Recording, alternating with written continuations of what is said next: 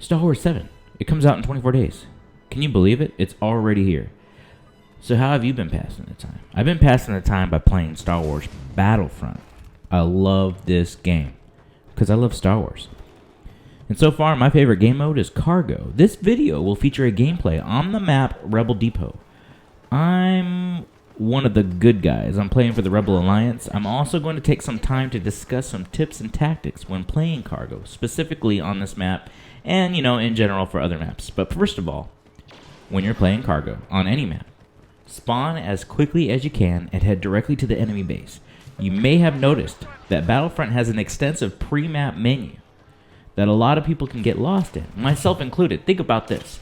The previous map ends, a couple of people on the enemy team either get a new level or earn enough credits to unlock a weapon or a car that they've been waiting for, that they've been dying to use. And they're not too concerned about the next map or when it starts. In fact, they're probably going to be changing out their loadouts or changing out which cards they have in their hand.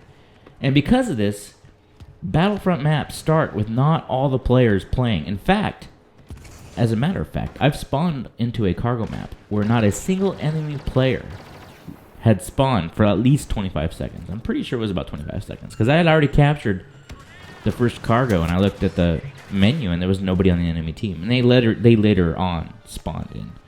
So I don't have to tell you, it's much easier to capture the enemy cargo when there is hardly any enemy on the map or if there's no enemy on the map at all. So my second tip, it's about weapons.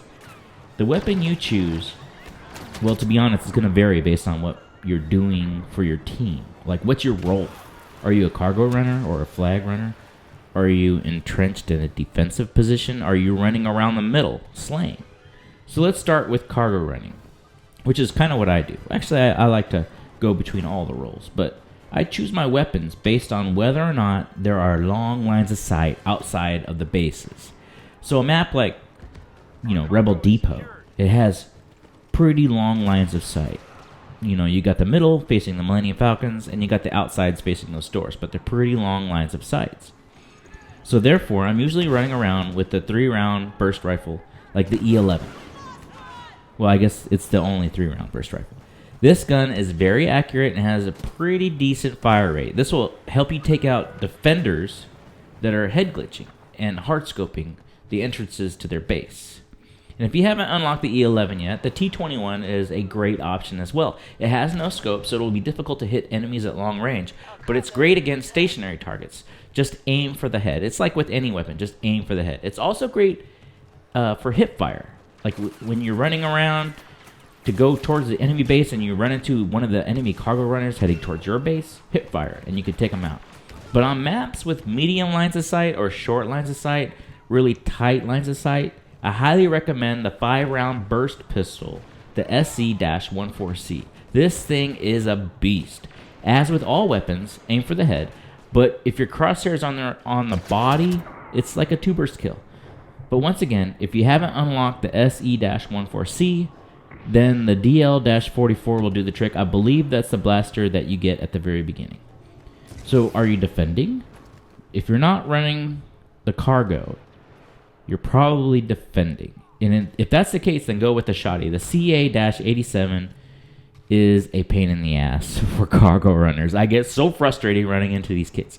It's very devastating in close range and actually kind of medium range too.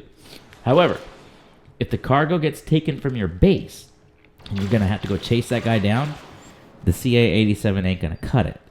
Because, yeah, you're chasing somebody. It's really good if you're running at somebody and they come and all of a sudden they're in front of you and you can shoot them. But not if you're chasing somebody. And this is where the SE-14C and the DL-44 will work great. Also, if your base has long lines of sight, like on like on Rebel Depot, you're better off with the E11 because then you can just hard scope the entrances and you're going to make the enemy just as salty as if you run into him with a CA-87. So those are my weapon suggestions. But what about cards and traits? For Rebel Depot, it's very easy for the enemy to lock down their base. With the long lines of sight, they can put shots on you before you even get close. There's also a ton of cover for them with all the boxes and stuff inside their bases. So your grenades aren't going to be as effective. This is why I recommend that you run the scout trait so you can stay off their radar while you're sprinting. And the scan pulse. That's that middle card. so you can see exactly where those defenders are camping. This way you'll know exactly where to send those grenades so they could do the most work, or where to launch a rocket that you just happen to pick up. Scan Pulse also comes in handy when you're bringing the enemy cargo back to your base, because the enemy defenders will sometimes camp in your base and attempt to ambush you while you're trying to capture their cargo. So one final card that I think is a must is Jetpack. Jetpack is definitely a card that is map dependent. So maps don't have a ton of headroom. So Jetpack isn't really going to give you much there. Like when you're expecting a maneuvering or an evasion advantage on small maps, you just end up smacking your head on the overhead light fixtures. But on Rebel Depot, there's plenty of headroom on the majority of the map, including your base and the enemy base, in the middle where the Millennium Falcon is. But with Jetpack, as an example, Jetpack, you go and you're engaging the enemy at one end of their base. Then you can Jetpack to the other side. Now, if you're attacking with a teammate, you just instantly flanked the enemy, because they still have to worry about the enemy or your teammate who's entered the same door as you, and now they got to worry about you who's behind them. So it's great. Also, Jetpack will help you to get after the enemy cargo carrier. So they take your cargo, they're running away, you need to catch up. Jetpack's going to give you that extra boost. You can boost over the Millennium Falcon, and you can make up a lot of ground that you lost while you were waiting to respawn. So Jetpack is a must. Some final thoughts. If you're running a middle card, you're going to need to pick up charge pickups. Those are those little blue lightning bolt thingies that look like power pickups. What these do is they accumulate in your middle card. You get a +1 each time you pick one up. But if you don't pick up any, you'll eventually run out of charges and you won't be able to use your middle card. This is a big deal if you're running Scan Pulse, because you only start with 2 scans. I believe it's 2 scans. In some game modes you start with 4, but I think in cargo you start with 2. So they are a big deal because you'll eventually run out and you're going to need those Scan Pulses. But they're not as big of a deal if you're running like Ion Shot or Focus Fire, because you start with the whole mess of them, like 30 or something like that. Also, one thing you need to know about cargo. You can capture the enemy cargo even if the enemy has your cargo. So my first few cargo matches, let's just say I probably made my own team a little bit salty by hiding with the enemy cargo, waiting for my cargo to be returned. It was embarrassing, but let me save you from that embarrassment and make this easy for you. If you have the enemy cargo, capture it when it's safe to do so. If the enemy has your cargo, go get it back. There you go. Those are my tips and tactics for playing cargo on the map Rebel Depot. Cargo is a very fun game mode. It's pretty much like Capture the Flag. So if you enjoyed that game type from Call of Duty or Halo or Unreal Tournament, you'll love cargo. It's also a great way to get credits and XP.